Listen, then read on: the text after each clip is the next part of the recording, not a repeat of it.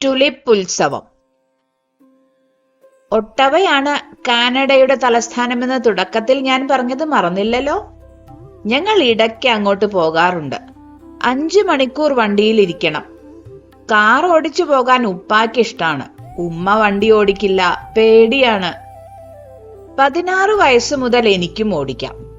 പക്ഷെ ഇപ്പോൾ പഴയതുപോലെ യാത്ര പോകാൻ പറ്റുന്നില്ല. 40 മണിക്കൂർ കമ്മ്യൂണിറ്റി സർവീസ് ചെയ്തില്ലെങ്കിൽ 12ാം ക്ലാസ് പാസ്സാവില്ല. അതുകൊണ്ട് യാത്രയൊക്കെ കുറച്ചിട്ടുണ്ട്. ടുലിപ്പ് ഉത്സവം നടക്കുന്നത് ഒട്ടവയിലാണ്. മെയ് മാസത്തിലാണെങ്കിലും വെയിലിന് ചൂടുണ്ടെങ്കിലേ പൂമൊട്ടുകൾ വിരിയൂ. ഉമ്മ ഇതൊക്കെ ബ്ലോഗിൽ എഴുതി വെക്കും. ഉപ്പ എടുക്കുന്ന ഫോട്ടോകളും ഉണ്ടാവും. പട്ടാമ്പിയിൽ നിന്ന് മിന്നിമാക്കും ബാവാക്കും ഇങ്ങോട്ട് വരാൻ പറ്റില്ലല്ലോ. അവർക്ക് വായിക്കാനാണത്രേ കാണുന്നതൊക്കെ എഴുതി വെക്കുന്നത്. വലുതാകുമ്പോൾ ഞങ്ങളോടും വായിക്കാൻ പറഞ്ഞിട്ടുണ്ട്. ചക്കരയ്ക്ക് മടിയാണ്. അവൻ വായിക്കുന്ന് എനിക്ക് തോന്നണില്ല. 1ഉം 2ഉമല്ല, 60 വിവിധ ഇനത്തിൽപ്പെട്ട 3 ലക്ഷം ടുലിപ്പുകളാണ് ഓരോ വർഷവും ഒട്ടവ നദിക്കരയിൽ വിരിയുന്നത്. 2 ആഴ്ചയോളം നീണ്ടു നിൽക്കുന്ന പൂക്കളുടെ ഉത്സവം കാണാൻ കുറേ ആളുകൾ വരും. ഈ പൂക്കൾക്കുമുണ്ട് സൗഹൃദത്തിന്റെയും സ്നേഹത്തിന്റെയും നല്ലൊരു കഥ നമ്മളോട് പറയാൻ. കഥ നടക്കുന്നത് 2ാം ലോക മഹായുദ്ധകാലത്താണ്. നെതർലാൻഡ്സിൽ നാസികളുടെ കടന്നുകയറ്റത്തിന്റെ 2ാം ദിവസം ഡച്ച് രാജകുടുംബാംഗങ്ങളെ ബ്രിട്ടീഷ് യുദ്ധക്കപ്പലിൽ രഹസ്യമായി ലണ്ടനിലേക്ക് നാടുകടത്തിയത്രേ. ലണ്ടനിൽ അതിഥിയായി താമസിക്കുമ്പോൾ ജൂലിയാന രാജകുമാരിയെയും കുടുംബത്തെയും കാനഡ വിരുന്നു വിളിച്ചു. ഉമ്മ ഇങ്ങനെയൊക്കെയാണ് കേട്ടോ കഥ പറയാ. ക്ഷണം സ്വീകരിച്ച അവരെല്ലാം കൂടി ഒട്ടവയിലേക്ക് പുറപ്പെട്ടു.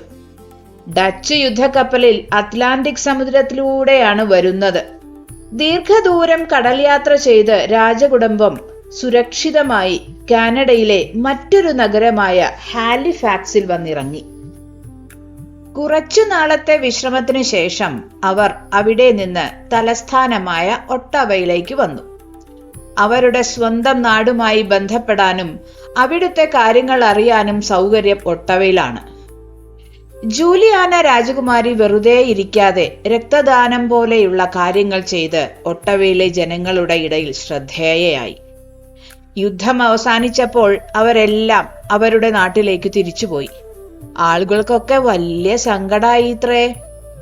നെതർലാൻഡ്സിൽ തിരിച്ചെത്തിയ ജൂലിയാന രാജകുമാരി തനിക്കും തന്റെ കുടുംബത്തിനും പിന്നെ രാജ്യത്തിനും കാനഡ നൽകിയ സഹായങ്ങൾക്ക് നന്ദി സൂചകമായി 1 ലക്ഷം ടുലിപ്പ് കിഴങ്ങുകൾ സമ്മാനിച്ചു.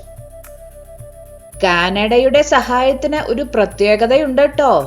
എന്താന്നോ, ജൂലിയാന രാജകുമാരി അവരുടെ ഒരു മകളെ പ്രസവിച്ചത് ഒട്ടവയിലാണ്.